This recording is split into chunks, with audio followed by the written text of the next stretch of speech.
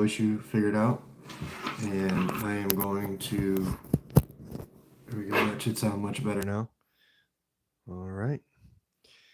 All right, you guys. So I'm back today, and I have some questions here that I thought were interesting that I've gotten in DMs and other areas of what I do, YouTube, Instagram, and there are things that I've never answered before or anything similar that I know of. And one of the things that is asked is, what's one piece in your wardrobe you couldn't live without? So I would say, for practical purposes, it would be my glasses because without my glasses, I couldn't see anything. So I really don't want to include that in there because obviously that's just me personally. That's a personal thing. So if but realistically, if this was there, that would be definitely my glasses because I can't see without them. But I would honestly say my penny loafers that I have Bass Weegians and I also have black regular penny loafers, the beef rolls, the Bass Weegians are the beef roll ones. So I really like those because you can use them for just about anything. And what I mean by that is you can use them with chinos, you can use them with jeans, you can use them with suits, you can use them with a lot of different things. A lot you can use them with blazers.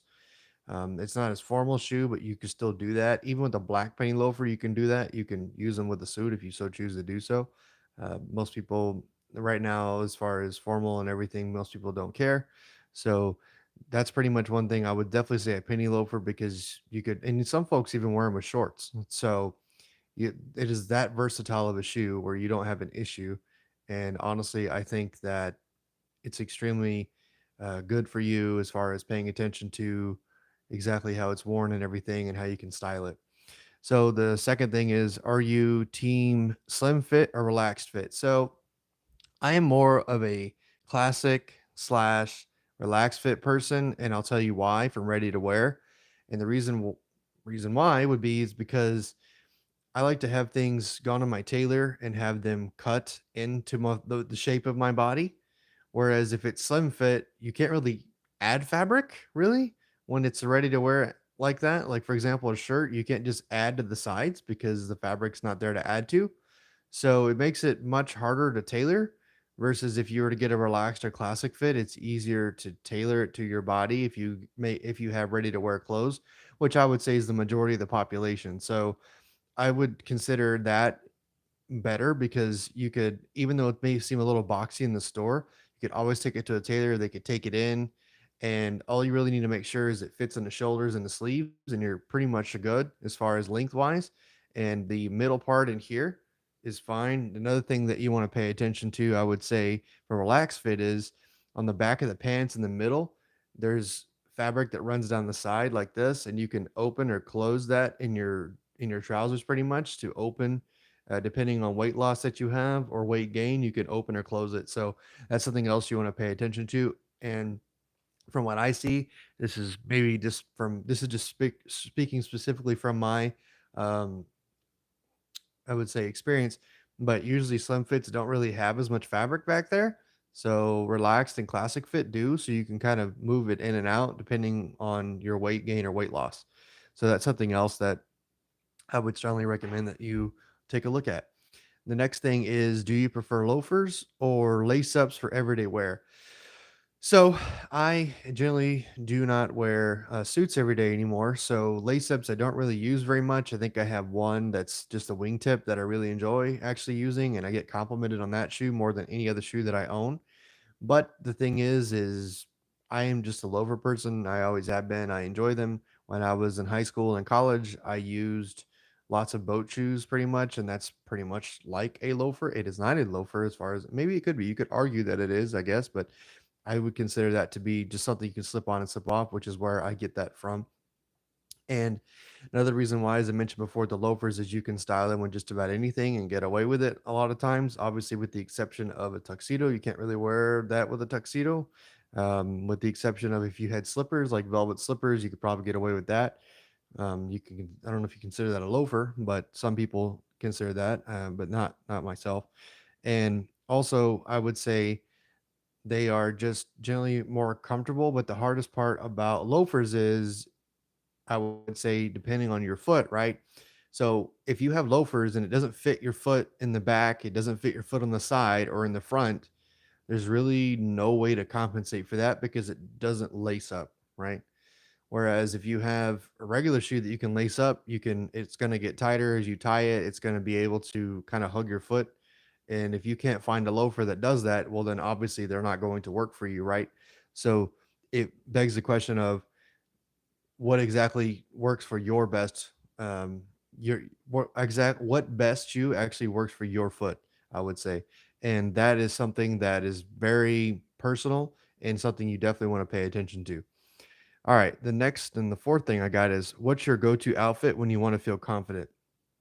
So I will say this: when I want to feel confident, let's break it down by category, right? Let's say just like an extra casual, I would wear a Hawaiian shirt, I would wear some shorts, and probably espadrilles or boat shoes. That's probably the casualest you'll ever see me outside in public. And I would say above that, I would wear jeans or linen pants with espadrilles and probably a Panama hat. That would be more elevated casual, and that would be in the summertime, right? And also for the summertime, I would use an Oxford Cloth button-down shirt, some dress pants, probably some loafers. That would be more business casual, more elevated business casual. I would have a jacket, a probably a grenadine, a knit tie, or a solid shantung silk tie, and probably with loafers as well. And then you would have more of an elevated business casual and business outfit. I would have black loafers, or not black loafers, excuse me, black Oxfords, and a suit and just more of a formal tie. So any of those options for summer is what I would pick. For the winter time, it's completely different. So in the winter time, what I would do is for casual, generally speaking, I wear jeans a lot and I would wear like black penny loafers and I have a black jacket and I'd wear turtlenecks. So that's usually what I do to keep warm. And then for more of the business casual, what I would do is wear a turtleneck with a sport coat, trousers, and any kind of Chelsea boots, penny loafers, tassel loafers, any of those kind of things with any of my ensembles there. That's what I would use for wintertime. Elevated would be the same as the summer with just basically an Oxford Cloth button down and some kind of tie to go with the jacket, whether it be shantung, whether it be knit tie, whether it be, I would say, uh, even a grenadine tie as well. Any of those would be perfectly fine. And then the suit would be the exact same, just a regular suit, blue or white shirt with more of a formal looking tie and a pocket square. More of a, I would say, more of a solid color pocket square with business casual. I do not wear solid pocket squares. I wear just artistic design ones because I find them interesting. So that's why I like them. And and on top of that, basically, with a tuxedo, it doesn't really matter that summer or winter. I only have one tuxedo and it's black, so I do not have one for the summer months. So I thought about doing that, but then it's kind of cream, and I don't know. It's something that I'm just not interested in right now. Maybe in the future that'll change my mind, but I just don't do enough events for me to justify buying something for that price and not really wear it. Most things that I buy, I wear it extensively, regardless how expensive they are. So there is that as well. All right.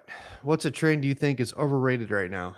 Oh dear. So this is going to be potential controversial. So the trend that I find that I don't really understand, and I don't think it's because probably I could pull it off, is a lot of guys are not wearing socks when they wear more elevated business casual or elevated style.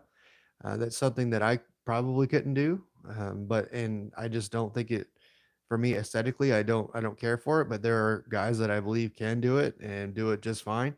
But for me, it's not something I'm interested in or would like to try anytime in the future. So I just think it's a strange thing to see. But then again, who am I to say that? And if they're in a hot climate and they don't want to wear socks, then so be it. I've seen that a lot lately, but it is what it is. You could say that. So it's just something that I don't understand because I wouldn't personally do it, but that doesn't mean other people can't. So there is that as well. And I would strongly suggest try it if you think it will work for you. I know it won't work for me, so that's why I don't do it. And pretty much those are all the questions I have today for the live stream. So appreciate you guys, and I definitely will post this. So Looking forward to hearing your comments in the down below. And also, I have an Instagram that I'm going to put down there that I'm on much more than I'm here. I have a Patreon channel as well where I release basically new posts before they go on Instagram, sometimes several days or even weeks before I put it on Instagram so you can see it.